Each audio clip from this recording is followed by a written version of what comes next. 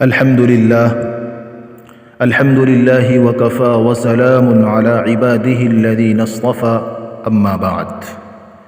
سامعین مکرم، اس سے پہلے ارکان وضو میں سے دو رکن یعنی چہرے کا دھونا اور ہاتھ کا دھونا، اس کے کچھ مسائل اور کچھ تفصیلات بیان کی گئی تھی۔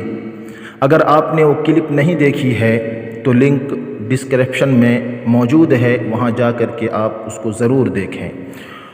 اور ساتھ ساتھ آپ سے یہ بھی گزارش ہے کہ اگر آپ نے ہمارے چینل کو اب تک سبسکرائب نہیں کیا ہے تو ضرور سبسکرائب کریں اور بیل آئیکن کو ضرور دبائیں تاکہ نئی آنے والی کلپ سے آپ مستفید ہو سکیں۔ حضرات گرامی، وضو کا تیسرا رکن سر کا مسح کرنا ہے۔ چنانچہ قرآن کریم میں اللہ رب العزت کا ارشاد ہے وَامْسَحُوا بِرُؤُوسِكُمْ کہ وضو کرتے ہوئے اپنے سروں کا مسح کرو۔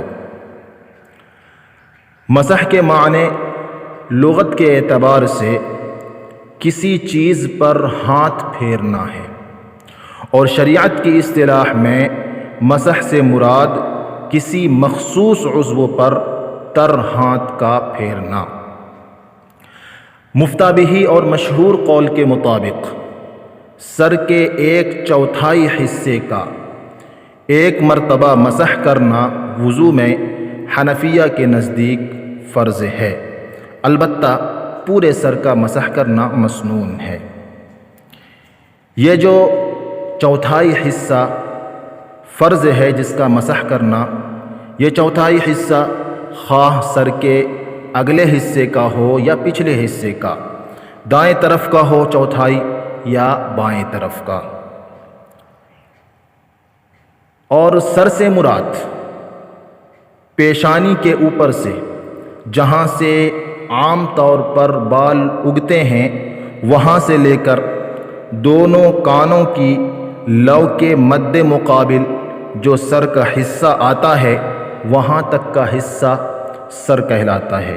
اسی حصے پر وضو میں مسح کرنا ضروری ہے، اس کے علاوہ اور کہیں اگر مسح کیا تو سر کا مسح درست نہیں ہوگا۔ اگر کسی کے بال بہت لمبے ہوں، نیچے تک لٹکے ہوئے ہوں اور وہ مسح اس بال پر کر لے جو نیچے لٹک رہا ہو تو یہ مسح درست نہیں ہوگا۔ اسی طرح اگر اس نے ان بالوں کو جوڑا بنا کر اپنے سر کے اوپر باندھ لیا اور پھر اس جوڑے کے اوپر مسح کر رہا ہے تو یہ مسح بھی کافی نہیں ہوگا۔ اسی طرح سر کے بال اگر پیشانی پر آ گئے ہوں اور بال کے اس حصے پر مسح کیا جائے تو یہ مسح بھی کافی نہیں ہوگا۔ مسح کرنے میں بالوں کی جڑوں تک پانی پہنچانا ضروری اور فرض نہیں ہے کیونکہ اس میں حرج اور مشقت ہے، لہذا بالوں کے ظاہری حصے پر تری کا پہنچ جانا مسح کے لیے کافی ہوگا۔ سر کے مسح کے لیے نیا پانی لینا ضروری نہیں ہے۔ ہاتھوں کو دھونے کے بعد اگر ہاتھ پر تری باقی ہے تو اس سے بھی مسح کرنا جائز اور درست ہے، البتہ نیا پانی لینا مسنون ہے۔ ٹوپی، عمامہ، پگڑی وغیرہ پر مسح کرنا درست نہیں ہے۔ اسی طرح عورتوں کے لیے اوڑھنی، برقع یا چادر وغیرہ پر بھی مسح کرنا درست نہیں ہے کیونکہ مسح کرنے کا حکم سر پر دیا گیا ہے۔ اگر کوئی شخص وضو کرتے ہوئے سر پر مسح کرنے کے بجائے اسے دھو ڈالے، پانی بہا دے اس پر، تو ایسا کرنا مکروہ ہے، لیکن یہ دھونا مسح کے قائم مقام ہو جائے گا، اب الگ سے مسح کرنے کی ضرورت نہیں ہے۔ حضرت مفتی سعید احمد صاحب پالن پوری نور اللہ مرقدہ نے تحفۃ الالمعی میں لکھا ہے کہ سر کے مسح کا صحیح طریقہ یہ ہے کہ سارے ہاتھ سر کے اگلے حصے پر رکھے اور سر کو گھیرتا ہوا پیچھے کی طرف لے جائے۔ پھر پیچھے سے اپنے ہاتھوں کو آگے کی طرف لے آئے اور شہادت کی انگلیوں سے کانوں کے اندر کا اور انگوٹھوں سے کانوں کے پچھلے حصے کا مسح کر لے، اس طرح مسح مکمل ہو جائے گا۔ یہی طریقہ مسح کا زیادہ صحیح ہے، انہوں نے ایسا لکھا ہے۔